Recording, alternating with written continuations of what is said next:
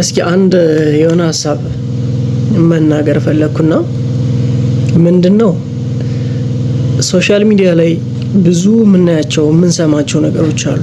ምንድነው ማውራት የፈለኩት ነገር ቲክቶክ ላይም ሆነ ዩቲዩብ ላይ በማንኛውም ሶሻል ሚዲያ ላይ ሁሉም እየተነሳ ሁሉም በቃ የመሰለውን ነው የሚናገር። ምንም ስነ መክንዮ ወይ ደግሞ ምንም ሎጂክ የሚባል ነገር የለውም የሚያወሩት ነገር። እና ለምሳሌ ስለ ሪሌሽንሺፕ እንደው የሚወሩት ነገሮች አንድ ሲንግል ነገር እናንሳ እስኪ። ስለ ፍቅር ግንኙነት ብዙዎች ያወራሉ። በጣም ብዙዎች በቃ እንዲሁ ከመሬት ተነስቶ ሁሉም ሰው ያወራል። ግን ምን ያህል ሎጂካሊ ምን ያህል ያስሄዳሉ ነው ጥያቄ። አንደኛ ከኛ የስነ ልቦናዊ ውቅራችን አለ። ካስተዳደግ ከእምነት ከማህበረሰብ የወረስነው ስነ ልቦና አለ። አንድ ሰው ከማህበረሰቡ ነው የሚቀረጸው። እንዲሁም በሃይማኖቱ የራሱ እይታ አለው። በትምህርት የሚያገኘው ነገር አለ። ካደግንበት ማህበረሰብ ካደግንበት እምነት አንፃርስ እንደው አይጋጩም ወይ? እውነቱን ለመናገር የሚወሩ ነገሮች ከኛ ስነ ልቦና ያፈነገጡ ከኛ እምነት ያፈነገጡ እንደ ማህበረሰብ ደግሞ በዛ አይነት አወቃቀር አልተዋቀርንም። እኛ አንዲትን ሴት የራስ ማድረግ ከፈለክ ለምሳሌ ቀብረር በልባት፣ ብዙም ትኩረት አትስጣት።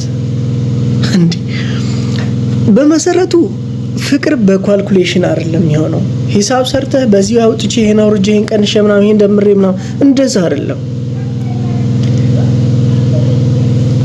በሪሌሽንሺፕ ውስጥ ቅንነት ያስፈልጋል፣ ታማኝነት ያስፈልጋል፣ ግልጽነት ያስፈልጋል። አንተ ቅን ከሆንክ፣ ግልጽ ከሆንክ፣ ታማኝ ከሆንክ እያንዳንዱን ነገር የምታወሩት ነገር እያንዳንዱ ግንኙነታችሁ በግልጽነት ላይ የተመሰረተ ከሆነ በመካከላችሁ እናንተን ለመለያየት የሚገባ ምንም አይነት አካል አይኖርም። እሺ ይሁን፣ እሺ ቀብረር አልክባት። ይቺ ልጅ የምትፈልገው በቃ እንደ ወንድምም እንደ ፍቅረኛም ወይ ደግሞ እንደ ባልም እንደ ወንድምም እንደ አባትም እንደ በቃ ሁሉ ነገሯ እንድትሆን ነው የምትፈልገው። ወይ ደግሞ ካንተ የምትጠብቀው ይሄ ሊሆን ይችላል። እና እሷ የኔ ፍቅር ምናምን ስትልህ አንተ ዝም ብለህ እንደዚህ የምትንቀባረር ከሆነ እንዴ እሷ እኮ በእያንዳንዱ ነገር ከጎኗ እንድትሆን በችግሯ ጊዜ በደስታዋም በሀዘኗም በእያንዳንዱ ነገር ከጎኗ እንድትሆን ነው የምትፈልገው። እያንዳንዱ ነገር በግልጽ እንድትነግራት ነው የምትፈልገው። እንደዛ የሚባል ነገር የለም።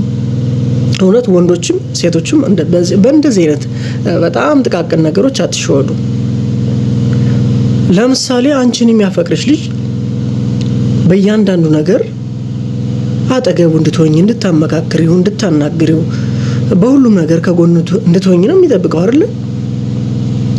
እሱ ፍቅር እንዴት ነው ይሄን ነገር ምናምን ሲል የምትለጠጭ ከሆነ እንዴ እሱ ምንድነው ቀበሌ እኮ አይደለም ወይ ደግሞ የሆነ የመንግስት መስሪያ ቤት አልሄድም አንቺ ጋር የሚለማመጠው። ደግሞም በልመና አይሆንም። ፍቅር ይሄ እንደዚህ ያስብ ነበር ይሄ እንደዚህ ቢሆንስ ምናምን ሲልሽ ኦኬ ነው በቃ መልካም ጥሩ ከሆነ እንደዚህ ነው ጥሩ በቃ ይሄን በዚህ መንገድ እናድርገው።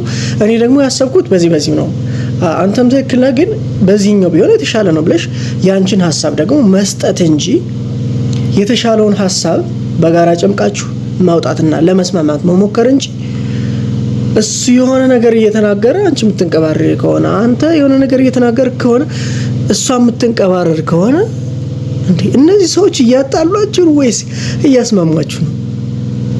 እውነት ይሄን ነገር እናስተውል። አሁንም የበለጠ ሊያስተሳሰር የሚችለው የበለጠ ሊያግባባና ሊያቀራረብ የሚችለው ቅንነት ነው። ንጹህ ልብ፣ በንጹህ ልብ ቅረባት፣ አንቺ በንጹህ ልብ ቅረቢው። ይሄ ነው የሚያግባባው፣ ይሄ ነው መፍትሄው እንጂ እሷ ዛሬ እንደዚህ ሳወራት ምናምን ቀብረር ካለች እኔም ነገ ያን ነገር ማድረግ አይቀርም እና በዚህ አካሄድ እየተሄደ ነው መግባባት የሚቻለው። ይሄ ሲጀመር ተንኮል ነው። እውነቱን ለመናገር ተንኮል ነው። አይደረግም እንደዚህ። ለምን ከፈለገች